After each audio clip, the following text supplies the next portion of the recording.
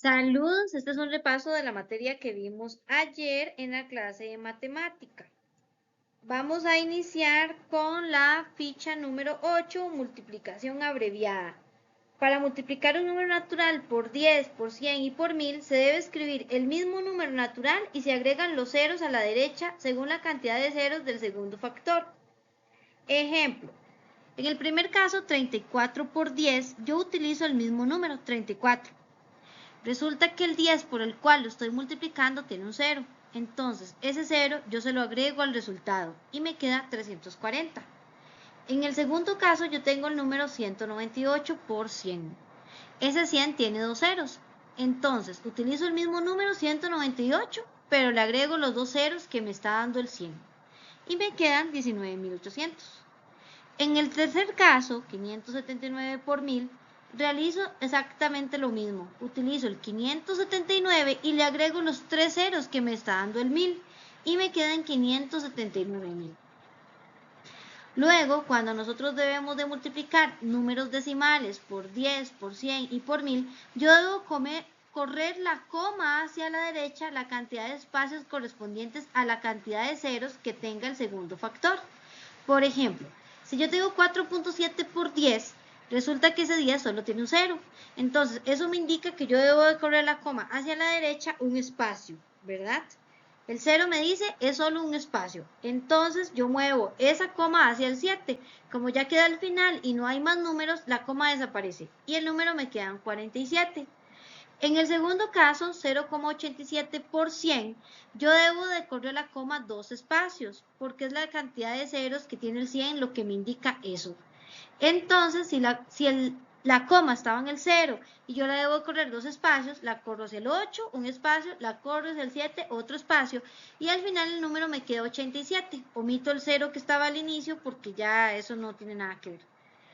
Luego, en el último caso, 1,2 por 1000, yo debo de correr la coma tres espacios. ¿Por qué tres espacios? Porque es la cantidad de ceros que me indica el 1000. Pero como el número es muy pequeño, es 1,2, entonces yo corro la coma hacia el 2, lo corrí un espacio, pero me hacen falta dos espacios más. Entonces esto me obliga a agregarle dos ceros al número para poder correr los tres espacios que necesito, quedando el resultado en 1200. Luego tengo potencias. La potencia es el producto que resulta de multiplicar una base tantas veces como indique el exponente. Por ejemplo, en una potencia, la base va a ser a, el exponente n y el resultado va a ser m. Tenemos el primer caso, 5 elevado a la 2. Yo en ningún momento debo multiplicar el 5 por el 2. Eso no es así. Yo lo que debo hacer es verificar qué me está indicando el exponente. En este caso, el exponente me indica que yo debo multiplicar dos veces el 5, o sea, dos veces la base. 5 por 5, 25. En el segundo caso, 2 elevado a la 4, el 4 me indica que yo debo de multiplicar 4 veces el 2, 2 por 2 por 2 por 2, 16. Otra regla de potencias es que me dice que todo número elevado a la 0 me da como resultado 1. Independientemente del número que sea, aunque sea un número muy grande, siempre que esté elevado a la 0 me va a dar 1. Por ejemplo, 8 elevado a la 0 me da 1. Y la otra ley de potencias es que me dice que todo número elevado a la 1 me va a dar el mismo número. En este caso, 7 elevado a la 1 me da 7.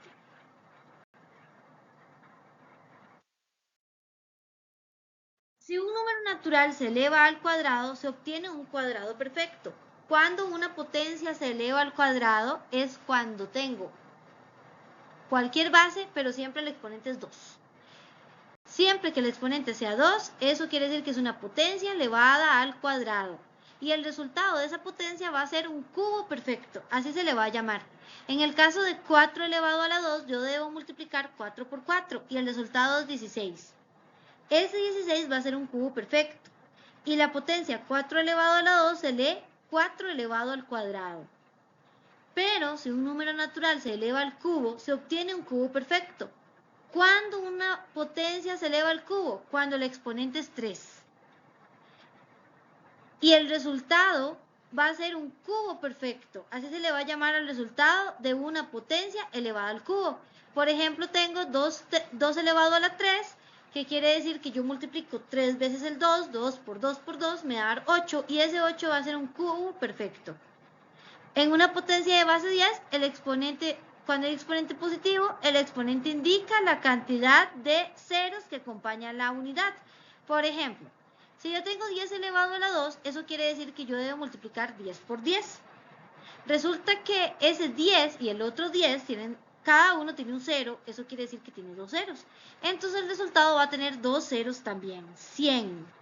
Si yo tengo 10 elevado a la 6, debo de multiplicar 6 veces ese 10. Y como cada 10 tiene un 0 y yo lo estoy multiplicando 6 veces, el resultado debe tener 6 ceros. Luego tengo amplificación y simplificación de fracciones. Amplificación significa multiplicar tanto el numerador, que es el numerito de arriba, como el denominador, que es el de abajo, por un número en común. En el primer caso me piden que yo amplifique la fracción 1 medio por 2. Entonces debo de multiplicar tanto el 1 como el 2 por 2. 1 por 2, 2 y 2 por 2, 4. Eso quiere decir que la amplificación de la fracción 1 medio por 2 me queda en 2 cuartos. Luego el otro caso me dice que amplifique la fracción 1 medio por 4.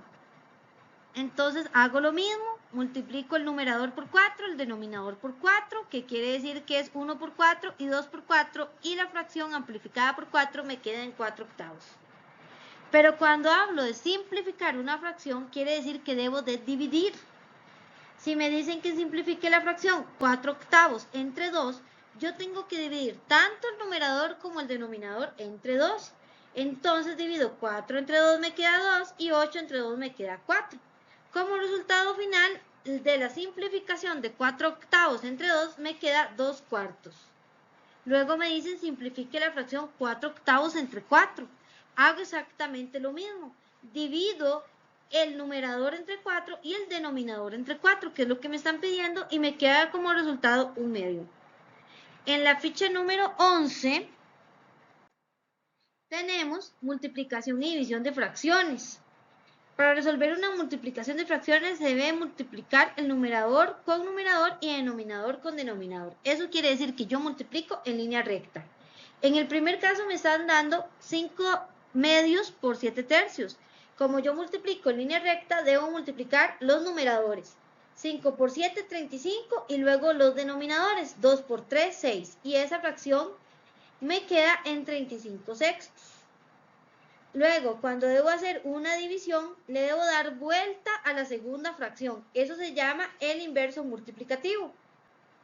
Después de que hago el inverso multiplicativo, que por ejemplo, a mí me dan la fracción 5 sextos y le hago el inverso multiplicativo y me quedan 6 quintos. Yo le doy vuelta a esa fracción. Cuando ya hago el inverso multiplicativo en la fracción, en la segunda fracción, yo esa división la debo convertir en multiplicación. Y lo hago nuevamente en línea recta. 5 por 6, 30 y 6 por 5, 30. Eso simplificado me da 1. En el siguiente caso me dan 5 octavos dividido entre 3 cuartos. Hago exactamente lo mismo, le doy vuelta a la fracción, entonces me queda 5 octavos por 4 tercios. Luego multiplico en línea recta, 5 por 4, 20 y 8 por 3, 24. Esa fracción la puedo simplificar y simplificar nuevamente hasta que me dé lo máximo, que es 5 sextos. Ya ahí no la puedo simplificar más. A veces en el examen las opciones vienen simplificadas, entonces debemos de conocer esto para poder marcar la opción correcta. Ficha número 12 nos dice que para sumar y restar fracciones homogéneas. Homogéneas quiere decir fracciones con un mismo denominador. En este caso nos dan varias fracciones con un denominador en común, que es 13. Entonces yo debo de conservar el denominador y hacer las operaciones con el numerador solamente. En este caso yo hago la suma de manera totalmente normal. 8 más 1 más 3 me quedan 12 y conservo el denominador, que es 13. En el siguiente caso el denominador es 8, pero resulta que ahí tengo una fracción mixta, que es la que tiene un número entero y una parte fraccionaria, que es el 5 grande con 3 octavos. Entonces yo esa fracción la debo de convertir primero antes de hacer todas las operaciones.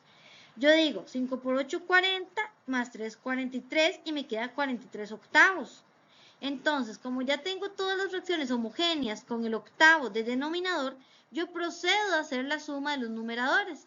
13 más 1 más 43 me queda 57 sobre 8. En caso que me presentan la suma de fracciones heterogéneas, yo debo hacer otro proceso. Ya que los denominadores son distintos, podemos ver que en la primera fracción es 4 y en la segunda es 6. Entonces yo debo hacer una suma convertida en multiplicación. Y para eso, entonces multiplico en x.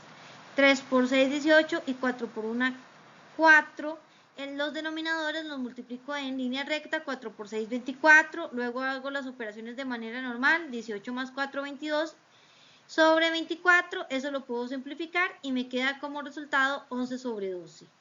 Luego tengo tipos de fracciones. Las fracciones propias son aquellas donde el numerador es más bajo que el denominador, más pequeño. Y las fracciones impropias es donde el numerador es más alto que el denominador.